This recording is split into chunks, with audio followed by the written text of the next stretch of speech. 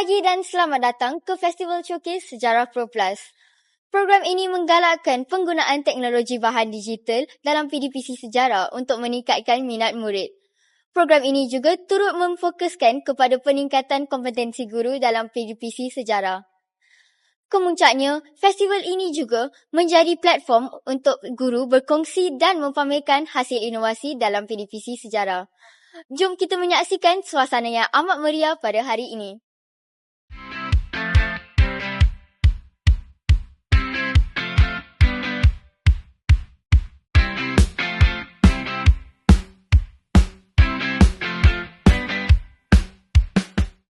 Museum merupakan salah satu ruang pembelajaran autentik yang membolehkan murid berinteraksi dengan artifak, sumber sejarah serta warisan negara. Pada pandangan pihak museum, apakah peranan institusi museum sebagai rakan strategik pendidikan dalam menyemai minat murid dan kesedaran generasi muda terhadap sejarah?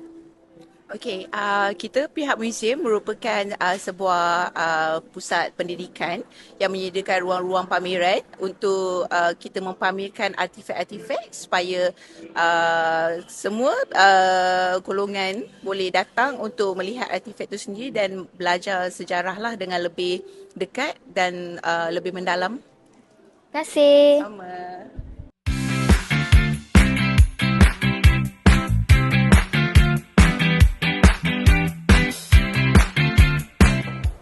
Nama yang Akil.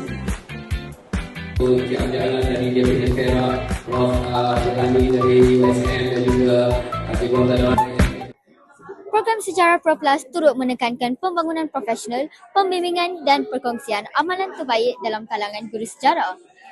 Apakah cabaran utama yang lazim dihadapi oleh cikgu dalam mengintegrasikan teknologi digital secara berkesan dalam PDPC?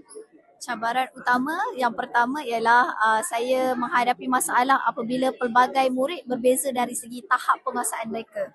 Jadi saya perlu mengagihkan mereka mengikut kumpulan, mengikut tahap masing-masing, kemudian barulah saya boleh mengaplikasikan dan mengintegrasikan digital dalam PDPC di dalam kelas.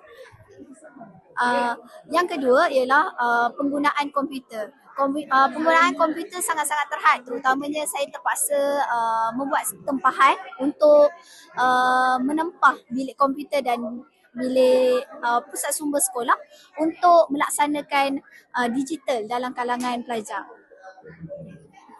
Terima kasih cikgu.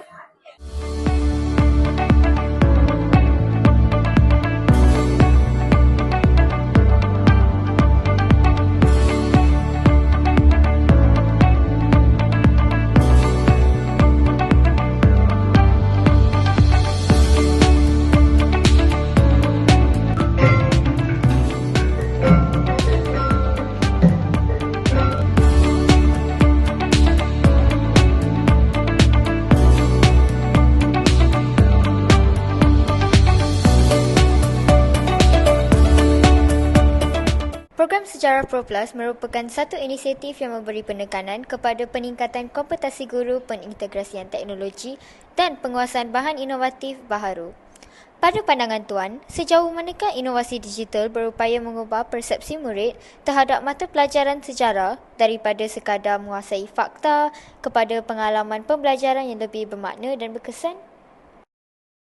Ya, bagi saya melalui pendigitalan ini kita dapat membuat satu bahan PDPC yang cukup menarik dan berbeza dengan dulu. Sejarah ini perlukan penghayatan dan sebagainya melalui bahan-bahan yang dibuat oleh guru-guru padu di mana dapat menggalakkan kreativiti di kalangan pelajar dan memberi ruang untuk pelajar meneroka sendiri dengan berbagai maklumat di hujung jari. Jadi bagi saya dengan adanya program semua ini dia memberikan satu impak yang cukup positif dan manfaat dalam memudahkan pengajaran dan pembelajaran guru dan secara langsung dapat menarik minat terhadap pengajaran sejarah. Terima kasih Tuan. Tamatlah program kita pada hari ini. Program ini bukan sekadar tentang teknologi tetapi tentang mencipta pengalaman pembelajaran sejarah yang lebih menarik bersama kita merevolusikan pendidikan sejarah untuk generasi masa hadapan. Saya Tashwina melaporkan diri untuk MC Channel. Bye!